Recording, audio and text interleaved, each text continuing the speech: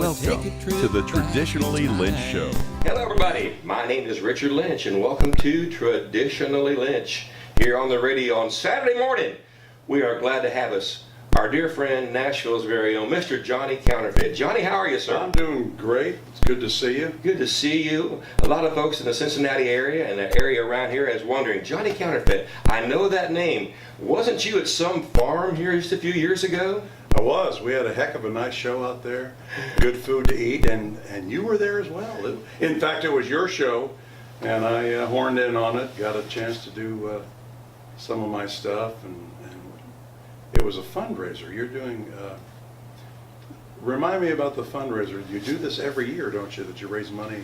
Yeah, we have an organization called the Love Tattoo Foundation, and we was raising some money for our veterans, who we are so proud of. Yes, indeed. And the place we're talking about is the Keeping It Country Farm there in Waynesville, Ohio. I remember. And Mr. Johnny Counterfit was gracious enough to stop by and entertain us, and you thoroughly entertained the crowd that night, Johnny. Thank you. Yes. September 15th, or September 2015. Yeah, that was September a blast. 12th, 2015. You know, we get a lot of folks to this day that will make comments about your show, how entertaining you was, and how much fun it was to be around you that day.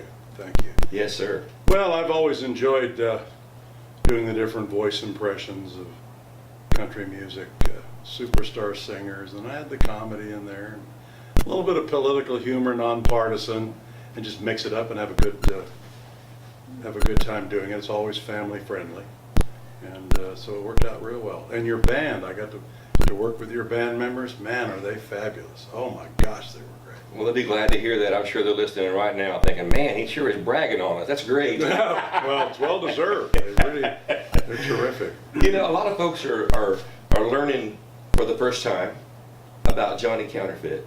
And I want people to know what Johnny Counterfit really is. I know you do lots of voice transitions and interpretations, but you also do your own music.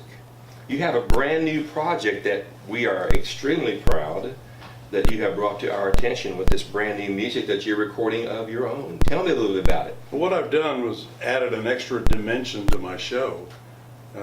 For a lot of years I've traveled around the country and overseas, and as I said earlier, recreate the voices and mannerisms of a lot of country music and a few pop artists in concert. You know, I do their singing voices and add the other things with it.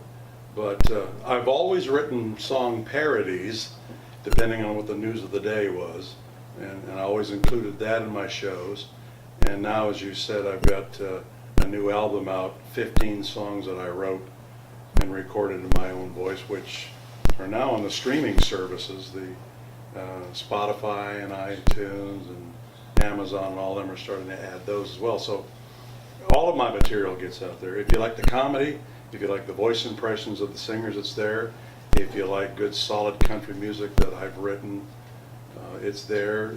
In fact, there's 6 different genres of music on this one album. I've got, of course, traditional solid country music, and I've got some inspirational. I have a bluegrass tune on there. Wow. And comedy, and a folk song on there. So it's kind of all mixed in there. Because as you know, thanks to the internet, everybody wants variety, and they want to listen to what they want. So I'm trying to give them songs that I've written. If they're bluegrass fans, there's one on there. Traditional country, most of them are on there. Right. It's filled with mostly traditional country, but these other things, it gives additional elements to what I do. After all these years, professionally, I've been doing this for 37 years. Wow. And originally, back in the 80s, I almost got signed to RCA Records, but they were de-emphasizing comedy, and of course I didn't get signed up with them, so I thought, well, the heck with it, I'll start my own label. And so that's what I did, and in those days I was putting out cassettes. I don't go far back enough to do LPs or 45s, but I did cassettes, and then of course VHS tapes of live shows, and I just kept a mind toward cutting edge technology, utilizing that, and I love talking about the internet because it's made so much of our industry easier to get involved in, easier to build our careers with. When I started, I sent out a lot of VHS tapes. I'm sure you did as well, and cassettes and Absolutely. and like that. Try to get radio stations to play us. And now with your show, it's nice that we get spread across that entire area of Ohio that you're in and beyond. Absolutely. And so really, I talk with artists, young and old, that are just getting into the business or want to get perhaps a little more boost to what they're doing. I'm always telling them to utilize the internet, because there's never been a better opportunity than right now to build your fan base.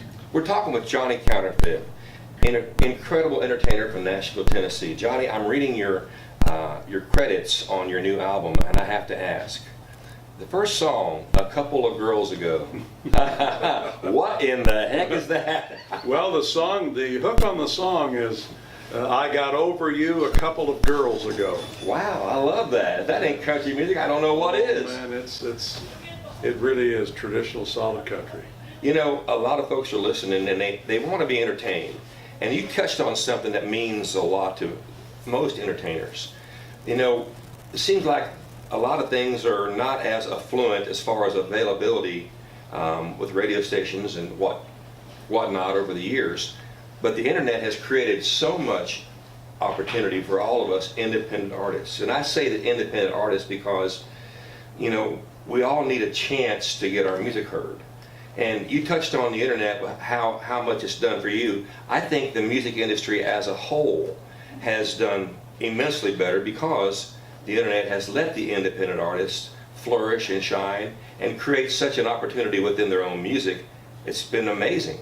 Absolutely, and so many artists were prevented by virtue of being held away from radio stations. In other words, the record labels and the music industry movers and shakers who made all the decisions, they decided what people were going to hear on the radio, because there's only so many songs you can play on the air. Of course, this is what I call the pre-internet society. And there were a lot of great songwriters and singers that never had an opportunity to be heard. And today, when I go down to Music Row and see how it really doesn't exist anymore, not in its original form, where opportunity was right there if you knocked on the door. Long ago, pre-1980s, you could go down to Music Row, knock on the door, and somebody would listen to you and maybe give you a chance. We're talking 16th Avenue. Yes, 16th, yeah. But again, the internet changed all that for the better for the consumer, because it put the decision making back with the consumers as opposed to record label executives and industry heads that decided what the listeners are going to hear and the viewers on television were going to see. And now the thing's completely open. People can go to the internet, as your listeners know, and you certainly know, and see and hear and read anything they want at any time.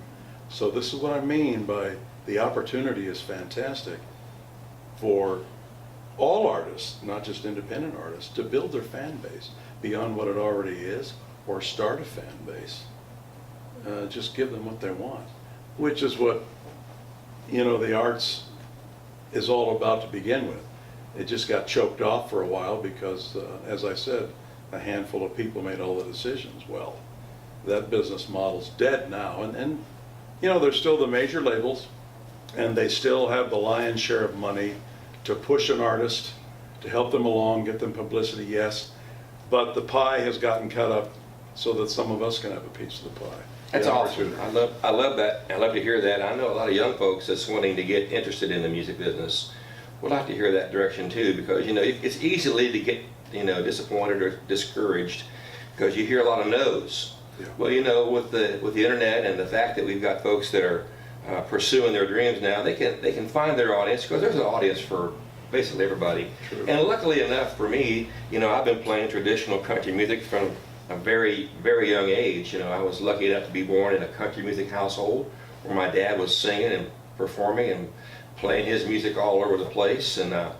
a young age, I just thought everybody did that, but didn't realize how lucky I was. Yeah.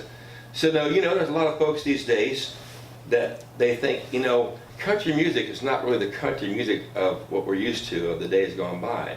But in a way, and I'm speaking for myself, in a way it's created an opportunity for me, for those folks that want to hear that traditional sound, because there's me and you and other artists that's still providing that traditional country flavor of music that we want to hear.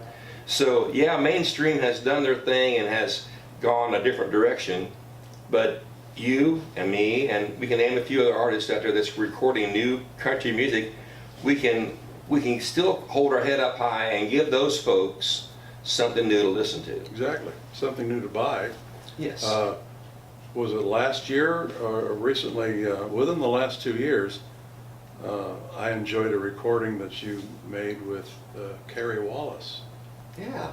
You know, an old Johnny Cash tune, There You Go. And man, it was a great cut. Carrie Wallace is a friend of mine, she's up in Wyoming, Right. and you two sound great together. And the reason I say that is because, look, another independent artist has joined you in this recording, and you went in the studio and offered the traditional stuff, something brand new. An old song to be sure, but you gave it your own flavor.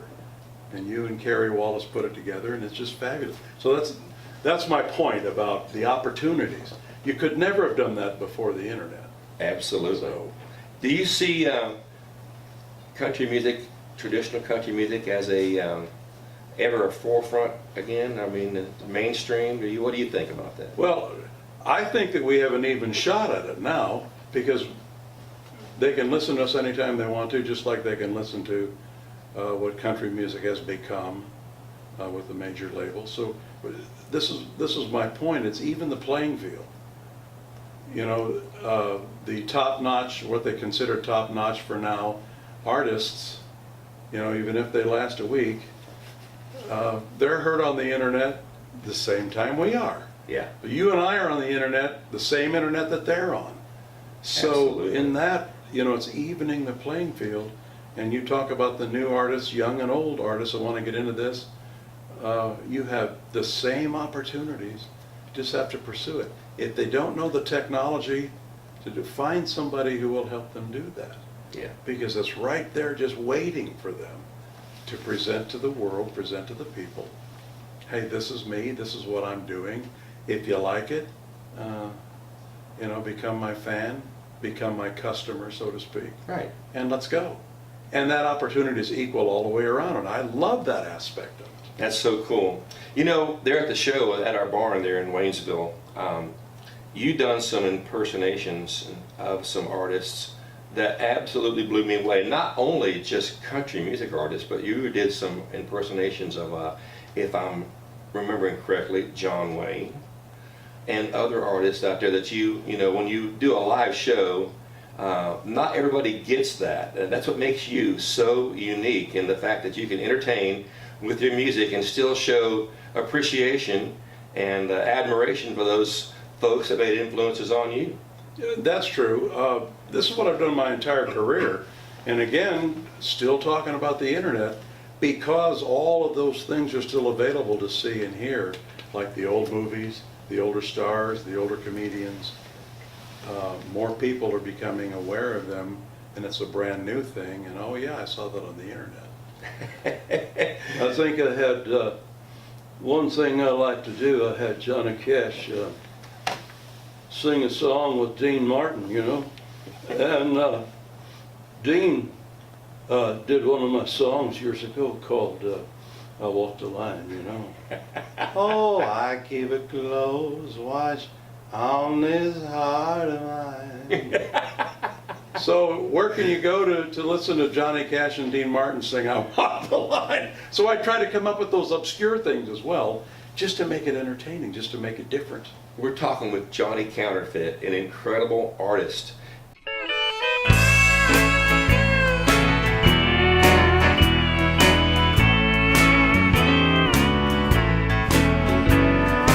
Ask me how I'm doing and if I'm feeling well, if I stop drinking whiskey and driving myself to hell.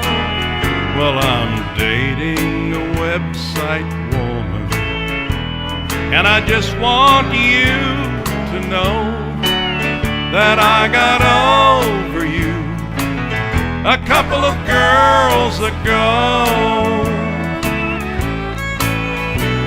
A couple of girls ago.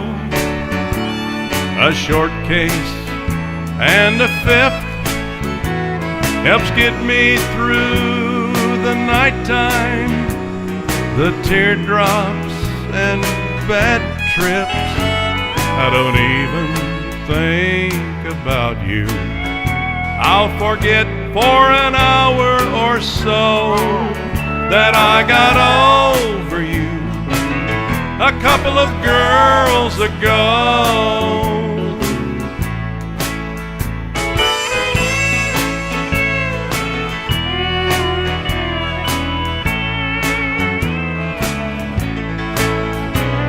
A couple of girls ago, a bottle of cheap red wine helps get me through the daytime, drives you right out of my mind. I don't even think about you. I'll forget for an hour or so that I got over you a couple of girls ago. Yes, I got over you a couple of girls ago.